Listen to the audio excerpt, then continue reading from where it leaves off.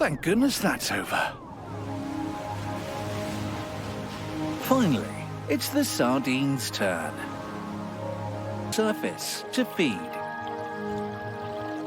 It's the largest synchronized movement of biomass on the planet. And that's exactly what these fish are after. But there's more trouble in paradise.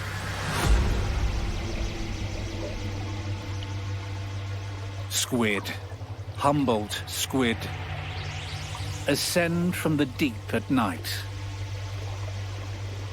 in search of food.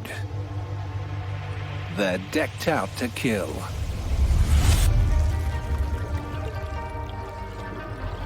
With tentacles that hold up to 200 hooked suckers and a beak for tearing into prey. They'd eat each other, given the opportunity. The sardines don't stand a chance.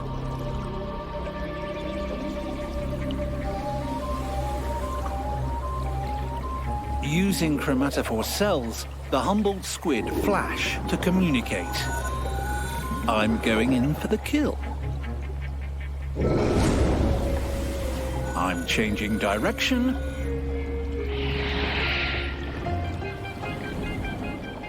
Get out of my way, or you'll be sorry. Told you. Strange such frenzied killers can be such high-level communicators. As dawn breaks, they head back down to the deep. The sun rises across Mexico's glittering Gulf of California. Its nutrient-rich waters are paradise for sardines. Watch out, little fishies!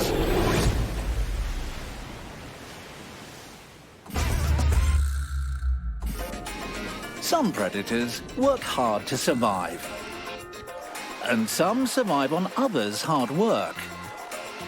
Meet the opportunists. Our featured opportunist feeds on spawning salmon.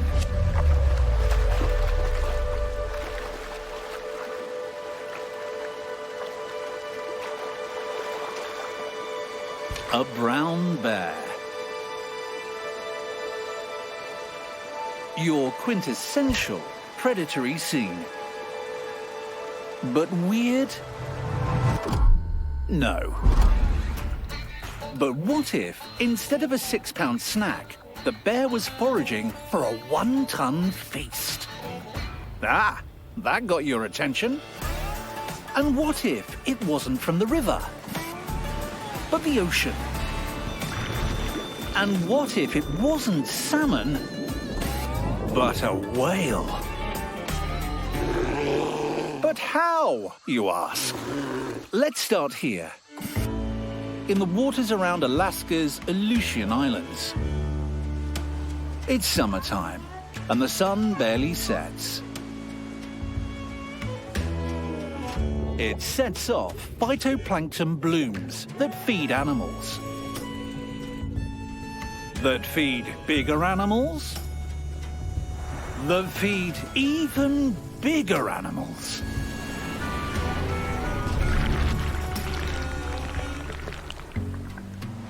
Whales spend the summer gorging on the abundance, fattening up to prepare for winter. Like this grey whale and her calf. She tips the scales at 30 tons. And the calf is already in the 1-ton club. But it's a popular spot.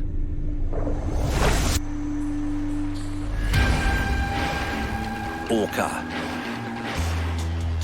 They're known around these parts for harassing the guests. They're nicknamed Killer and run in packs. These guys are smart, and they're not here for the plankton. Now, warning, what you're about to see isn't pretty, but orca have to eat too.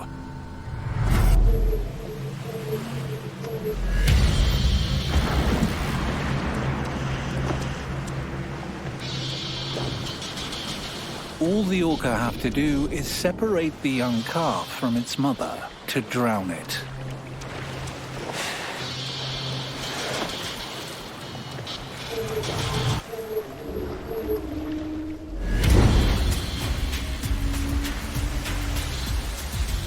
Mum tries to defend it. But in the end, the only thing she can do is save herself.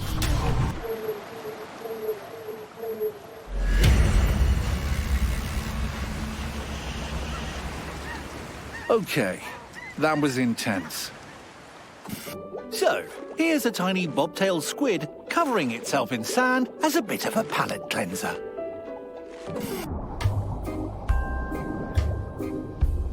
After several hours of feeding, the corpse is stored on the seabed for later.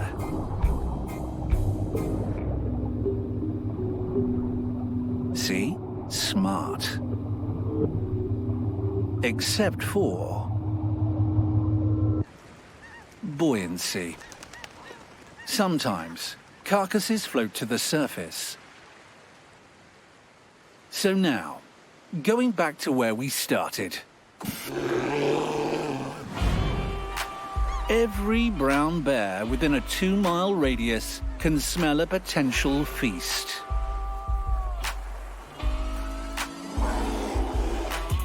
And after the fight for first dibs, feast they do.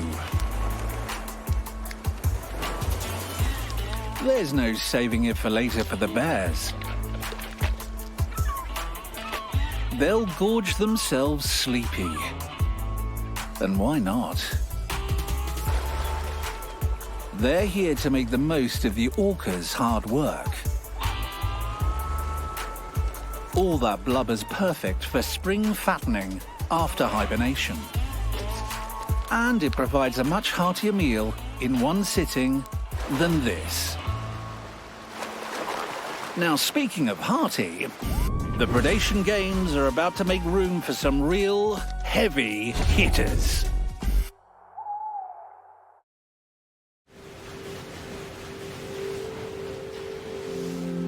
Nature.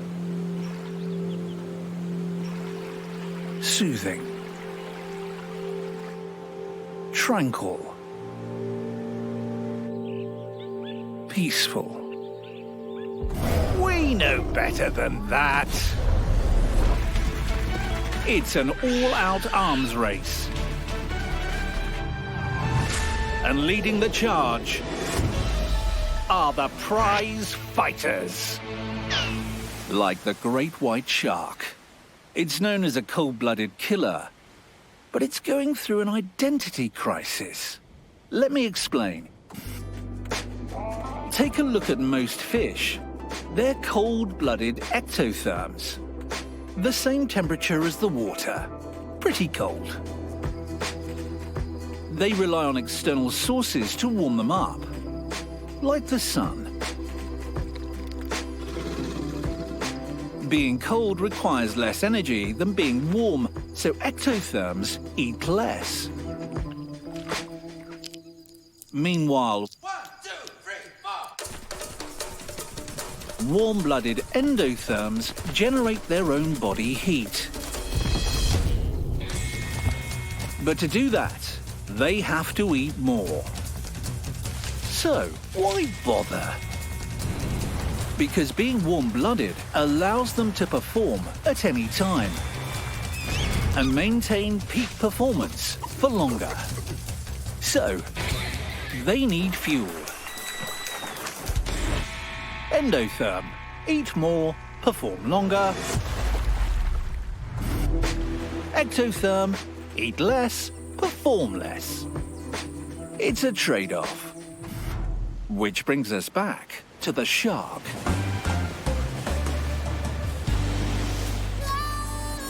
The sun may be shining, But it's down in the depths. It wants to shake its reputation as a cold-blooded killer. Because it's actually a warm-blooded killer.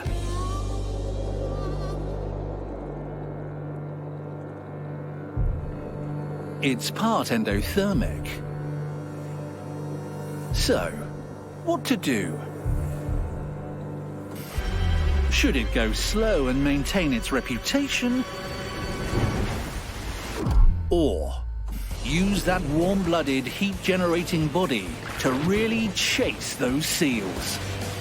Sometimes it's best to embrace all sides of yourself. It can slowly cruise the depths, ready for a high-speed ambush when the time is right. The best of both worlds. Doesn't it feel good to celebrate after a win?